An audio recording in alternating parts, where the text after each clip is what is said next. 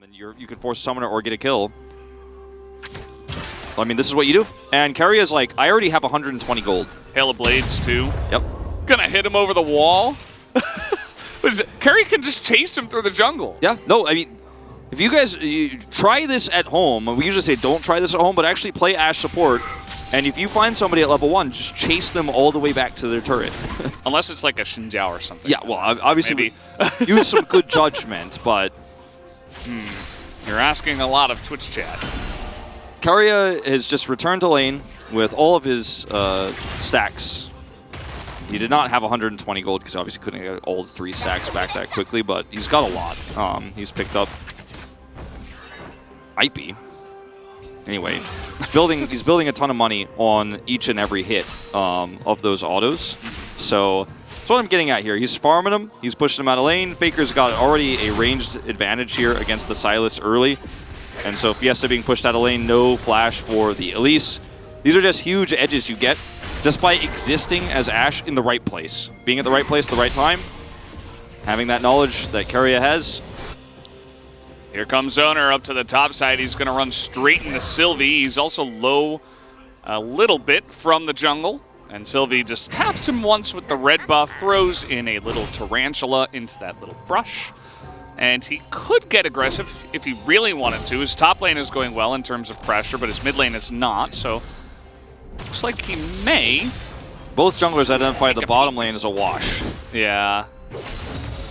So he should kind of know where Owner is. I mean, he doesn't see him on Wolves. He doesn't see him at all. So there's really one place unless Owner went for a back. As now, Owner has not revealed himself just yet. He's going in onto Sylvie here. The flash misses, but he's got Zeus coming in from the top side. There is the stun. And again, Sylvie doesn't have flash, so they can just immediately flash on him as another flail will come out. And Sylvie is trying to get through the acceleration gate, and he will get away. And that's 2 flashes used by Zeus and Owner to try to take down the spider. Zindan pushes the wave in, goes over and grabs acceleration gate so he can get out, hits both cocoons, and gets away without flash. So 2 flashes expended here, and you feel really good about this as Nongshim. This will be Faker trying to come over there and stop this. Insane win rate. Yeah, I mean, he's been a great Victor player for all time, so... not unexpected, but still very impressive to see. As Peter did not look for the all-in hook or anything like that, he's just gone Dematerializer and he's just staving off the pressure. That's been his MO since the early start of this lane. And we do see Nautiluses try to all-in lanes like this and either win or fail in the early game, and the game is decided there. I'm glad that's not the game we are casting now. Yeah. There is no tie. Well, I suppose there is if you kind of just hang out and nobody really punishes each other and you're kind of just laning. That's essentially a tie, unless one side scales drastically better than the other. Back here for Keria, grabs boots and some extra health here. It's going to be more oppressive in the lane, and that extra speed is massive. See that Guma doesn't need to back or anything like that. That's totally fine here alone during this back timing for Keria. And the utility that this Ashe is going to bring to this draft is immense. When you already have so much lockdown, you can, like, Sejuani Ashe is the duo, it is the combo. It's the one way you can make another jungler that isn't Maokai look like the best jungler in the meta, is having an Ashe alongside it. Yeah. Just Hawkshot is a really good ability. It's just really, really good. Not to mention everything else that she brings in the current meta, with the Umbra Brigade, etc., etc. As we do have Nautilus going top, this is one way to kind of just leave your Aphelios and try to make something happen. As Keria is here, might be looking to slow down Fiesta, who goes in for the all-in, and might need to flash. He does get onto the minion here, as Chaos Storm thrown out, Fiesta in a bit of trouble, and there he goes, has to flash. Yep, so picking that one up just with a little roam to the mid lane here. Once again, take the timing of your 80 carries back, find some value here as the Ashe. Did see Peter try to roam as well, but isn't going to be able to make the same impact, doesn't want to stick around. Just headed back to lane now, and looks like it's going to be Imperial Mandate early here. We have seen this sometimes for the Ashe players, instead of going for the early lethality, just picking up the boots and that health crystal here, just making it look like that's going to be the case. He's got 15 extra gold of cookies he probably won't ever need this game in his inventory as well. Not to mention the pots. Yeah. You know, he's sitting pretty right now. He's not really under any threat. And this is not the same type of snowball lane where you have to go for the lethality and try to push those advantages because you're laning with a Zeri. You've got that scaling, so why not go mandate first and just empower the Zeri in other ways? Yeah, definitely one option. Owner had an option to go down to the bottom side, but take a look at the current vision state of T1. They're like, well, mid lane's gone. We don't really know where Sylvie is, but he's probably down bot. We know he's not on red, so that gives us more information. And so they're just playing it very passively, probably until Keria gets this hog shot. Actually, Jonas Strong is highlighting this very nicely. Yeah. We're all on the same page here. Yep.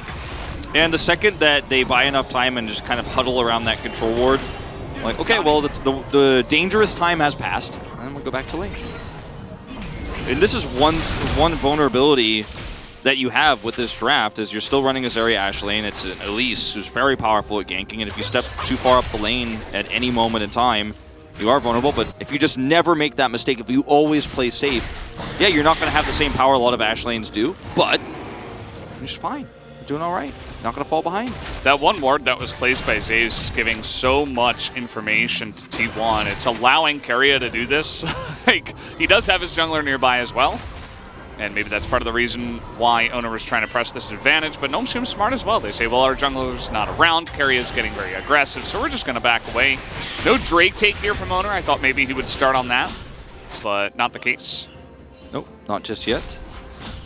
Roaming Peter once again towards the mid lane, while the back timing of his AD carry is off. There's going to be some free farming here for Guma Keria. Keria wants to hit level 6 here pretty soon. Really critical where he can make an impact even while he's protecting the Zeri in lane if Zeri wants to stay there. Can, of course, just go up alone. He doesn't hit 6 before this Herald spawns. This is going to look to consider going up if there's a big commitment here for Gnome. You could see where he's pathing right now in the lane towards the top side of it. And neither team actually committing hard just yet to that, as Sylvie's going to start up the Drake during this back timing. I think Gnome are hoping they're going to be able to take this one quickly enough to then go up and contest the Herald to look for both objectives in this early game. Yeah, seems pretty likely. The Elise just exerting her power, but look at mid lane. Faker's going to get that push and get first roam down into the river. As, okay, the ult comes out from the Sejuani. Peter in a lot of trouble. Look at that Chaos Storm damage already coming out here. Fiesta going to steal the Sejuani ultimate, but his entire team is already too low to really contest on the back of that. And that will be first blood given over to Keria. Yep, Keria hit 6. He's got that arrow, and this just keeps happening, Valdez. Don't let Ashe happen in League of Legends on this patch, or next patch, probably either. But that was the first mistake for sure. We don't have a lot of data on that one just yet, but I will tell you, I think it's going to be strong there too. You banned all the AD carries, you stopped Guma's power, but you forgot to stop and think, what about the power levels of Keria on an oppressive support here? And we do see Ashe, like I said, normally used with lethality and getting advantages for the AD carry so you can get plates. Nope, he's just utility here. Just utility, keep the Zeri alive. Yeah, he's going in here. He's got the dominance. That's a lot of damage. There's the knockback. Zeus had flash, but he knows that Dindin has flash as well, so he didn't want to go for it as Dindin knows. Dude, he asked Keria, he's like, can you throw this? Dindin, one player that knows about the power of Keria's Ashe. That was smart. Still going to be no flash lost here by either player, but plate gold over the Renekton. Keria getting a bit aggressive this time around. This now, there's an Elise nearby, and yeah, he's just going to accept his fate. Nothing can stop that kill from happening. Doesn't even bother flashing. And they knew the likely trajectory of where Keria would be based on the arrow angle and the fact that he's missing here under turret. Now they can look for Guma. This is how you play this comp. Well, Guma, let's see if he can do it. 1v3, doing a pretty good job so far. He flashes, but the repel, again, very, very strong, and they finally do get the kill. Good aggro. Oh, man. Oh, he stepped out because he's got only one shot left. It was until that moment great juggling of the aggro on the turret. It was all going so well.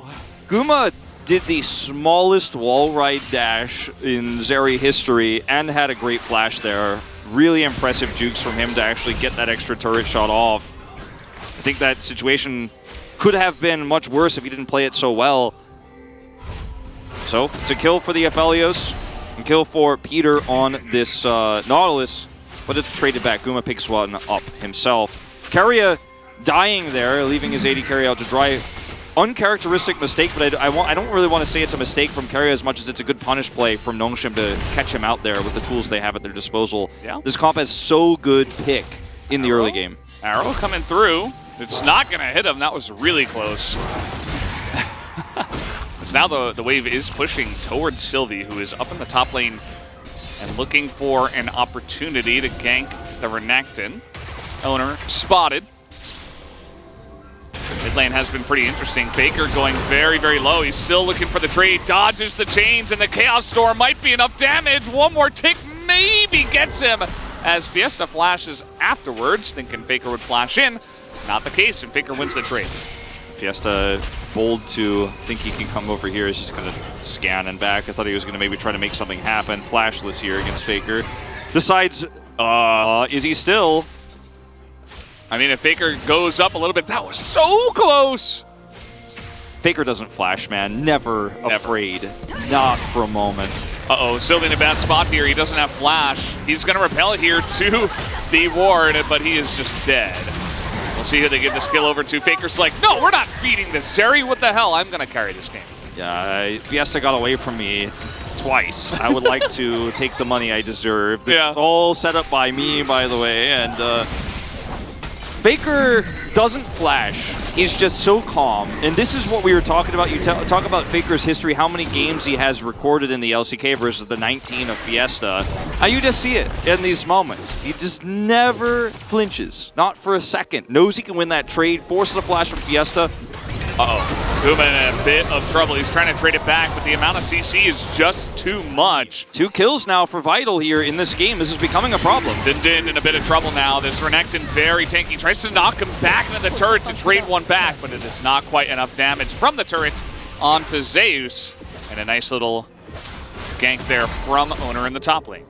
Even though Keria, died earlier and Guma gets caught here, unfortunately, alone, they're making such a big impact here on the top side of the map. They're winning skirmishes. Keria has basically been involved in a lot of these really critical plays. Like I was going to say all of them, but that's not fully true. But the threat of his arrow has kept Din back, for example. He's trying to make plays all across the map non-stop here with this Ashe pick, even though it's not an Ashe kill lane where you're trying to get turret plates. He's making impacts early on.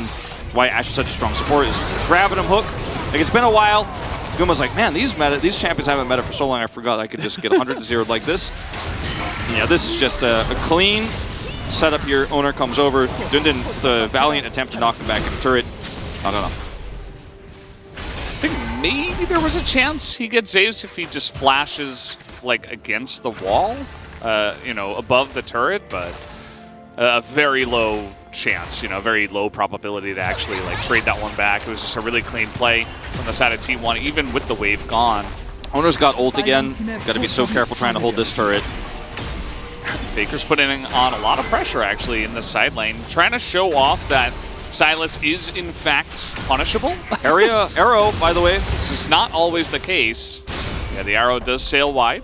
Just everyone at home, watch Keria's ult cooldown, and if it's available, just watch when it isn't, because you'll be like, maybe there's so much going on in this game, there's so much pressure in all 3 lanes, you might miss it, as he's trying to stave off the pressure here and keep this turret alive.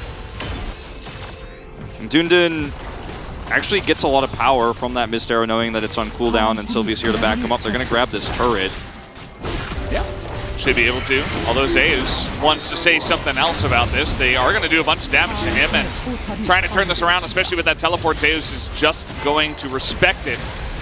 And that's teleport down now on Fiesta, who will no longer keep that bottom lane safe, as now Vital looks like he will be okay for now.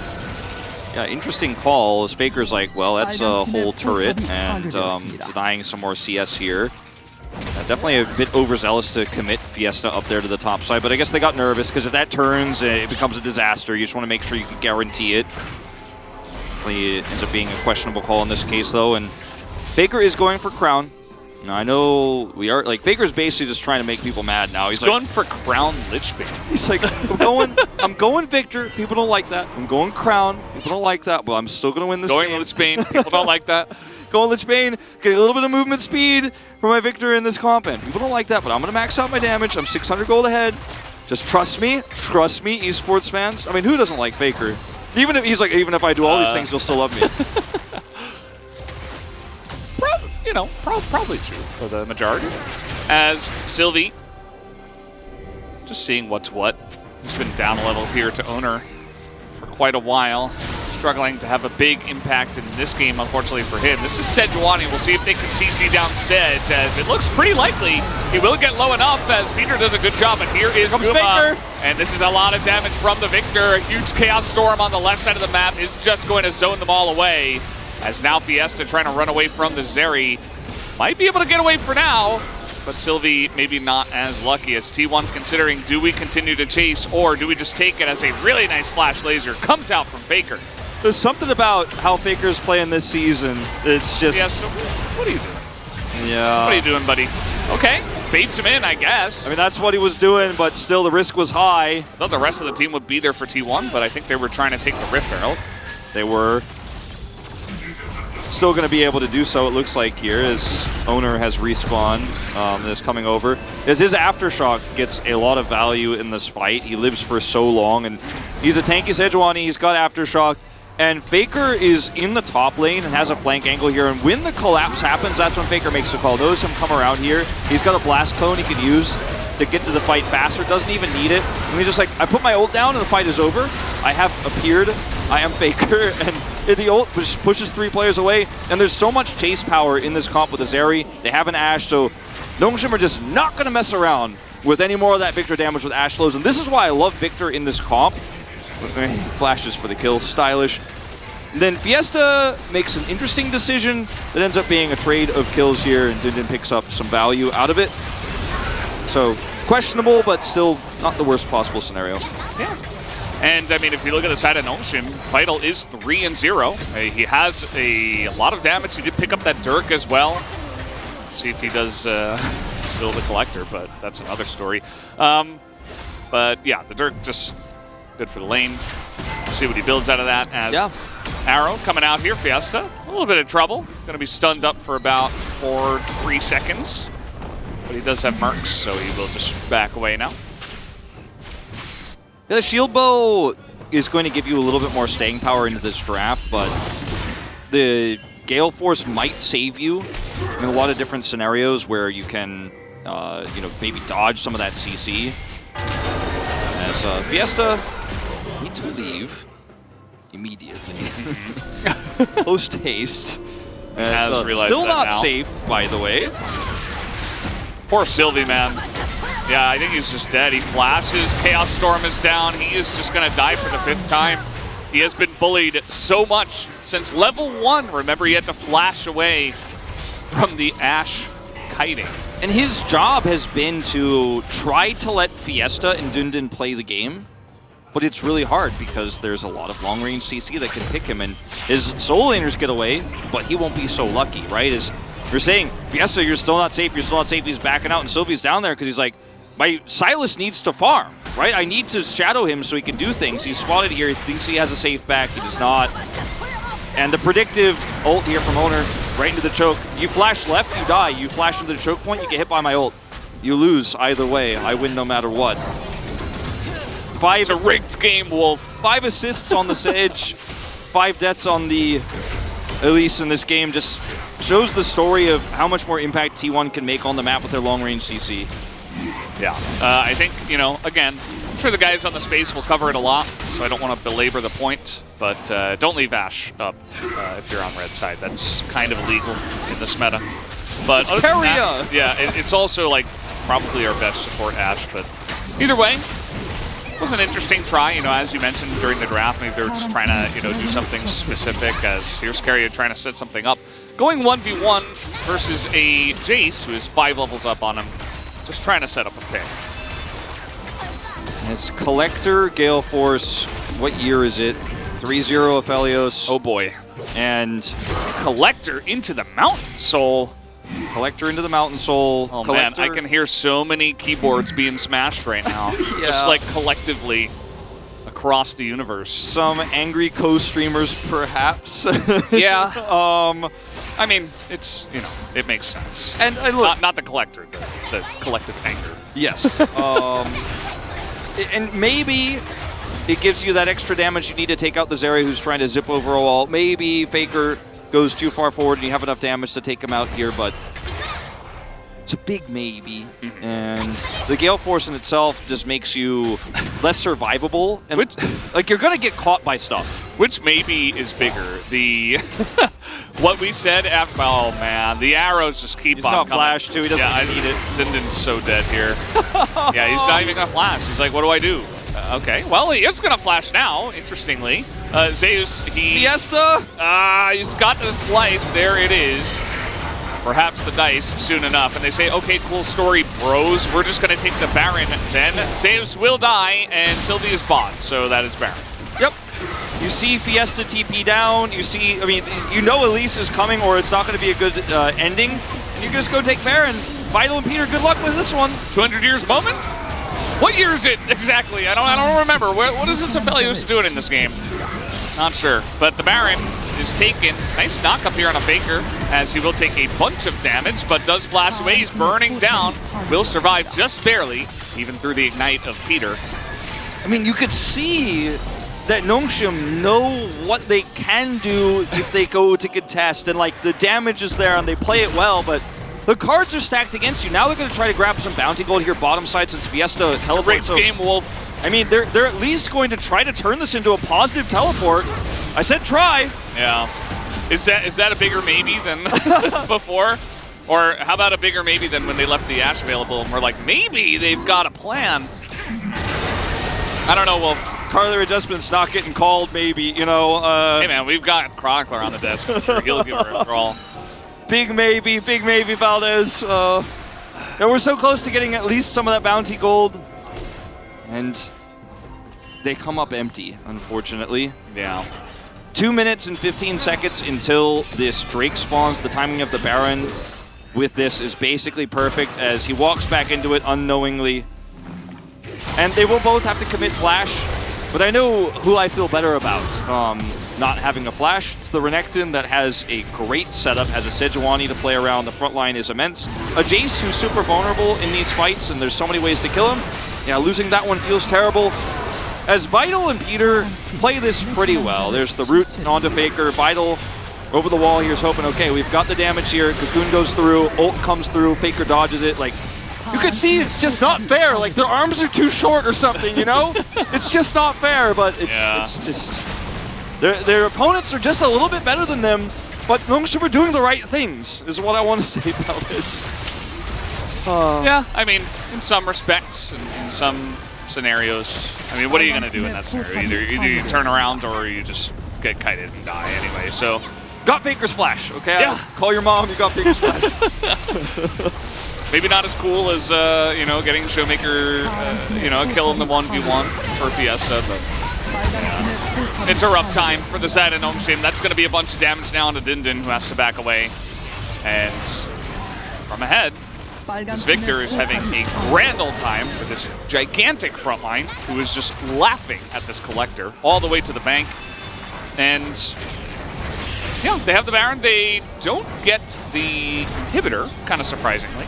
Yeah, it will be open now. Safe for the Mountain Soul, I guess. Yeah, it's open, but you don't want to force that all the way, take some extra damage from some Jace poke, and then have to recall and lose control of the Baron fight, or the, excuse me, the Drake fight. And so, Mountain Soul, Nongshim get there a little bit faster, but notice they don't have their AD carry. This composition has no front line outside of the Sylas that has Rod. Well, this is going to get arrowed. He has to flash away. Owner did not have his ultimate. So as said, Nongshim have no front line. Yeah. T1 find the flanking Sylas, who's, I mean, pretty obvious where he is. He's pushing mid, and he wants to be able to collapse in with the rest of the team, but that's how you play these types of comps as T1. You turn on the flanker, you push them out. Fiesta's TP'd, but not into the fight. He still has to walk through. They have an immense amount of vision here. Faker is just trying to track the Sylas right now. They can play this super slow. No need to rush. I swore I saw Dindin accelerated Shock Blast Owner. Oh, that's right, I did. It just didn't do any Doesn't damage. hurt him. It did, like, negative damage. So, yeah, they're just going to stand in front of this. We'll see if perhaps Sylvie can redeem himself a little bit with a smite. But look at this. T1 are actually turning. Imagine not flipping in 2023, Wolf. What am I watching? As they dive straight into the Aphelios, and it just doesn't matter. Even if he loves that position, he is just not in a position to carry from here. This should be a clean ace, as they're looking for Sylvie. They're looking for Vital. They will get Sylvie now. As Vital looks like he'll keep himself alive for just a little bit longer. Wish he had Gale Force. He's like, I got a Gale Force for it. Got a Gale Force for it. Can I get the execute? How many minions This can I is take? just... Yeah, They they're actually should be able to get the execute, but they're going to lose the game. just, yeah, he's just stopping him from backing. Zeus is never engaging. Well, not yet. Maybe once he starts running into the turret. Zeus does have flash. Yeah, I think he will try for this. No, he has to go around the inhibitor. Okay, runs it down, makes sure he doesn't back. And this inhibitor should go down at least. Oh, at least finally, again, he's doing the right thing, you know, but it's at a heavy cost. As this fight is just, it's clean. You know, the turn is real, like you said. So what are we watching? It's clean League of Legends from the team that is likely to finish tonight in first place again after a bit of a hiccup this week. Frontline amazing here, and this Aphelios has no place. In this meta, has no place in this fight because the team is too far behind. There's no front line for him. He's low range, and he's gonna walk all the way. Please don't show that part. Thank you. Yeah. Well, might have been more interesting than what we're going to watch now because well, actually, if that arrow hit, that would have been a lot more interesting. A gigantic jump up in the goal difference graph. And we're going to have Baron here in just 15 seconds. You can see there's zero vision for the side of Nongshim. Well, he went... If you build Collector, then you go Last Whisper, does it make it okay? Where you're like, oh, yeah, a little bit of extra lethality here, and hoping to go for Collector and go through that armor, then you're like, but also some armor pen? Does that cancel it out? Does that make it okay? You get an LDR, you're like, that puts me back at 0, right, Valdez? It makes it okay, right? Like, yeah. He's hoping so, but you know, he's like, I can kill the squishies and the tanks. And just do everything. Can you get to the team fight? Can you get to the objective? Oh no. T1 are a clean team of League of Legends, runner-up, MSI runner-up Worlds. Oh, the Gale Force dodge. Yeah, I mean, they're playing this pretty clean, though, like pretty safely. You know, maybe that last matchup actually did have a big effect on them because there are ways, especially now, I mean, Faker has a death cap on top of everything. He can probably two-shot the Aphelios. They probably could just run down mid and end the game, but they're going to take it very slow. They take the Mountain Soul, they take the second Baron, they're going to group up, do everything by the book. Yep, 4-man for bottom, inhib if they can. Baron buff, going to make it pretty easy. And then you get 2 inhibs before Elder. The timing of the mid inhibitor about, you know, 30-ish seconds away, but you should have the push there. You grab 2 inhibs, this one's going to be down for much longer than the Drake itself. The spawn timer on that, 3 minutes. As, yeah, one mistake here from Nongshim. The game ends, we don't even get to talk about that Elder. No mistakes, even. Sylvie just out of the fight immediately. Not able to do much against that. Owner just bursting him alone, essentially, with some help from Keria. And the slow and steady tumble into the base will come through. Very nice arrow once again, straight into the gravity well. That is the end of this chase. And Zeus just going to go under the turret straight into the Aphelios. Maybe not the best call, but it's fine because Guma is just so fed. He's pressing his buttons. They're going to smack him down with their wallets here at the end of the game, as you always do. And that'll be game number 1 here for the side of T1. As Faker decides, well, I'll give you a little gift. A little parting gift here for game number 1. Valiant effort from Nongshim, trying to run this Aphelios Nautilus comp into the Zeri, as if they could play it on even footing after giving the Ashe Sejuani. Question is it Ashe or Sejuani who picks up the POG, or is it Faker never pressing flash throughout the early game?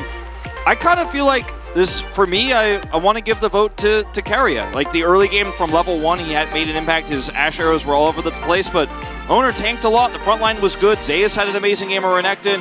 It's just one of those games where you look at it and go, this is just a difference in tier, right? Our #1 team against, like, if also.